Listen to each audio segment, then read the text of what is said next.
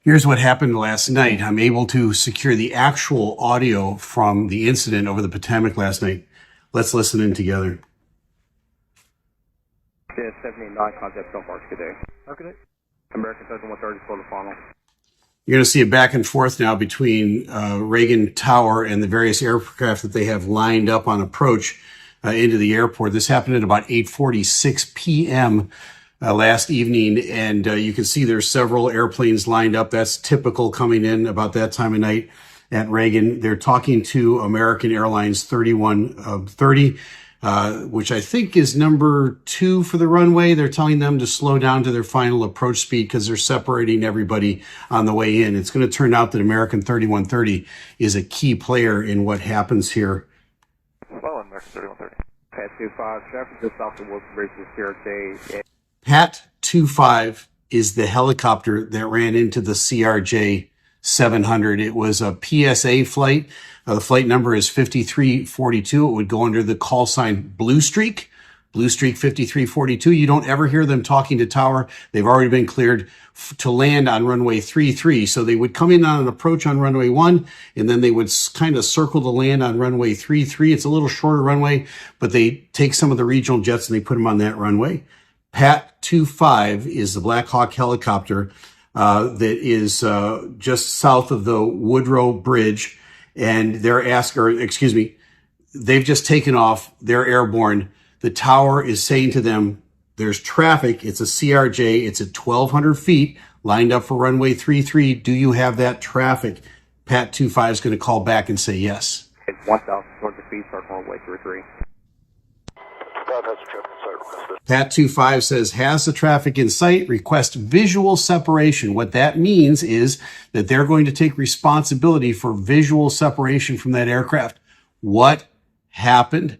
Here's what I think happened. This is not the final word on it, but what I think happened was it was at night. There's several airplanes lined up. There is that Blue Streak 5342, which is a CRJ that they ran into. Right behind them, just a few miles, is American 3130. Everybody has their lights on as they're coming in. I believe the helicopter looked at the American 3130 and said, I've got the traffic in sight, and they never saw the airplane, the CRJ that was right next to them. That's my conjecture on what happens. Special separation. This separation proof.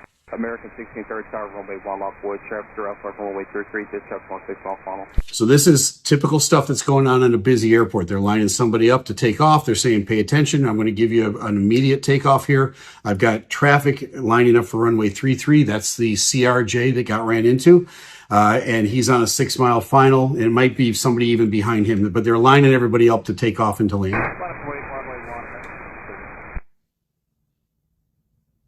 Whiskey 5307. Keep rolling out to November, South 47 today.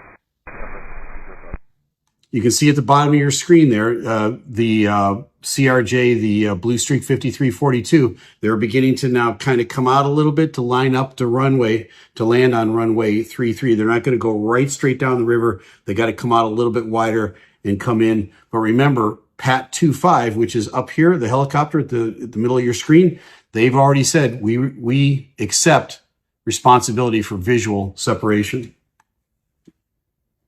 American 1630 to 1 star 32014, Duck 25, traffic 2 mile elevation, runway 33, no delay, runway 1 clear for immediate There's takeoff. American to take off. Clear for takeoff, American 1630.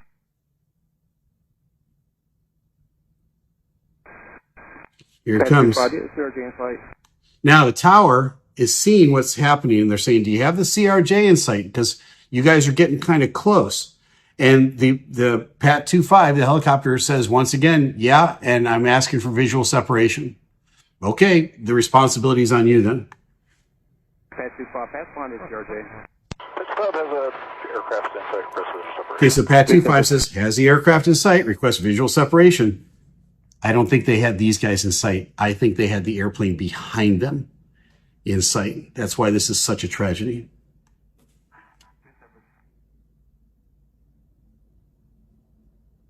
American 4782 by Bath number and visual. American 472, Oscar 1 star 32017. So you hear somebody in the tower go, oh, and they see what just happened. As you can see in your screen here, the collision took place. The tower has seen it happen in real time. They're human beings. They're reacting just like you and I would. The helicopter ran into the CRJ. The CRJ's airspace was their airspace. In front of them, behind them, on both sides of them, it was a responsibility of the helicopter to maintain visual separation. They even told him a couple times, do you got him in sight? Do you got him in sight? He said, yep, got him in sight. I'm accepting responsibility for the separation. And I think just like when you're driving in a car and you look and you see a car behind the one that almost hit you, you see that car and you didn't see the one right here. And when you turn out in front, sometimes there's a collision. It's really tragic when this happens in an airplane. Again, it's been decades since there's been a mid-air collision in this country. This is such an unusual circumstance to take place. It's such a tragedy. It's been 12 years since there's been a fatality in a commercial airliner here in the United States. That's unprecedented. And that wasn't a mid-air collision. That was just an accident. This is a mid-air collision, and this hasn't happened in forever. So now we know what's going on here. Pat 25, the helicopter, accepted responsibility for visual separation. They probably had their eyes on the airplane behind them, and then they tragically ran into these guys. Did you see that? 472. American 3130, go around turn left end 250, climb maintain 3000. So now what happens from the tower's perspective is they have to work through denial pretty fast. They just saw this happen in real time in front of them. They're human beings like the rest of us. They're kind of in shock, but they've still got airplanes coming in. They've got American Airlines 1630, which just took off. They've got to hand them off to departure. They got American 3130 that's coming in. They got American 472 behind them. They got to do something with these airplanes, right? The airplane port is going to be shut here in a second. So they're going to start telling all these guys to go around while they're trying to handle the emergency and get the emergency equipment out. And all of that is, everybody's kind of in a little fog for a few seconds here while all of this is taking place. The tragedy of it hits you hard, and they're very professional. Watch how they handle this, but man, they're busy. Okay, left heading 350, 3000, American 3130. Tower, Boost Streak, 5347 is on final. Request runway 33, circle to 33. Second heading for American 3130. American 3130, go around turn left end 270, climb maintain 3000. 270 on the heading, 3000. See how fast he's talking? He's trying to get all these other airplanes out of here. Crash. This is alert 3. Crash. Okay, what's MWAA? It's the Metro Washington Airport Authority. Every airport has some sort of governing authority over it. Many times it's called the Port Authority. Up in Boston, it's Mass Port, right? In New York, it's the Port Authority. Down here in Washington, it's the Metro Washington Airport Authority. They're now announcing officially there's a crash. So they go over the radio and they broadcast to everybody. The tower is the main recipient of this, that there's been a crash. He's going to repeat that. That puts a whole bunch of things into motion all at the same time. The fire crews now are going to jump in their uniforms. They're going to get in their fire trucks. They're going to drive to where the crash is. There's going to be details about this coming, but this whole thing is very frenzied and happens very fast. But these are really highly trained professionals. They do a really terrific job. Alert 3. Crash. This is alert 3. And alert 3 is a crash. Oh, shit. Where's the alert 3? It is off the approach end of runway 33. Approach end of runway 33. Helicopter crash. Copy out this morning. Crash. This is alert 3. 2 helicopters. Okay, so again, fog of war. The first report that they get is that it's 2 helicopters. They're going to clarify this really quickly because the tower is talking back and forth to them. The tower is going to say, nope, it was a CRJ and a helicopter. So they get this, it's cleared up pretty fast. Helicopter CRJ approach end of runway 33. That's really fast. The approach end of runway 33, a mile off final. Crash. Kilo CRJ, approach end 33. Okay. How many souls on board? We don't have any of that information. Tower's reporting a CRJ and a helicopter crash.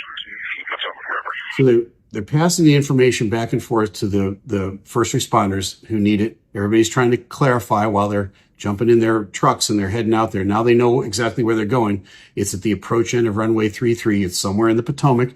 Now they're going to have to coordinate boats and other things. Eventually they're going to get helicopters involved.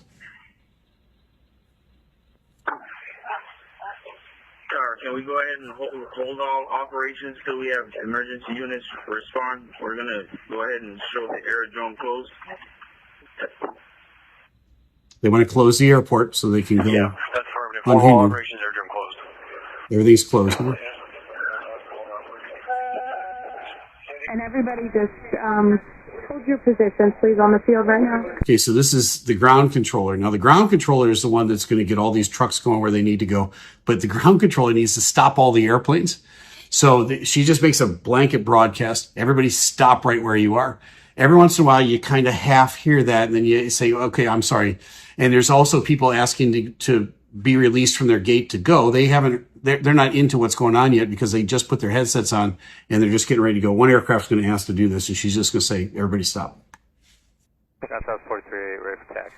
Everyone's going to have to hold for down. Now, I'll get back to you just as soon as I can.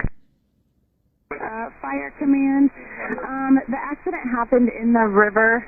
Both the helicopter and the plane crashed in the river. It's east of the approach end of runway 33. it's amazing to me how much clarity they have about actually what happened and where it happened. And many times in an accident like this, it takes 5 to 10 minutes just to get everything sorted out. They're very good here at getting it all very concise. And so the response time was phenomenal on this. Is the airfield closed? Yes, the airfield is closed. The airfield is closed. Runways as well? Okay, ARF is the Aircraft Rescue and Firefighters. That's the actual fire chief that's in the fire truck. He's asking, is the airport closed and are all the runways closed as well? That way he can expedite getting out there. He doesn't have to stop and ask, can I cross this runway? Can I go on that taxiway? She's about to tell him the whole place is shut down. You go. You own the airport now. All runways are closed. Nobody's landing. No one's moving at all. And we have clearance across all taxiways and runways, correct? Yes, you have clearance through the whole field, all taxiways and runways. So basically she's saying to these guys, go. And at that moment, the fire trucks take off. What we know about the accident at this point is that there were no survivors. It's now a recovery operation. That's the sad part about all of this. And that's the part that really hits us hard right here. But I know you wanted to hear what happened and maybe my response to how they handled this emergency.